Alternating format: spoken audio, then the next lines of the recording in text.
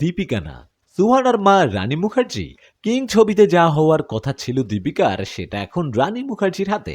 Bollywood king Shahrukh খানের পরবর্তী big budget movie king shooting শুরু হচ্ছে চলতি মাসেই।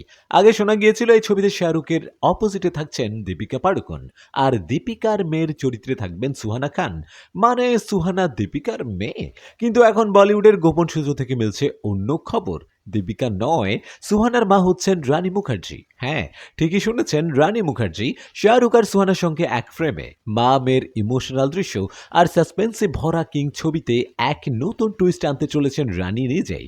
শাহরুখ খান মানেই চমক।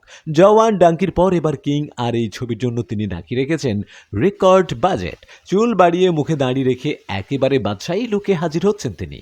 আর এখন তো শোনা যাচ্ছে পরিচালকের চেয়ারে বসছেন সুজয় ঘোষ না হয়ে সিদ্ধার্থ আনন্দ। তাহলে কি দীপিকা একেবারে বাদ, নাকি তিনজনেই থাকছেন ছবিতে?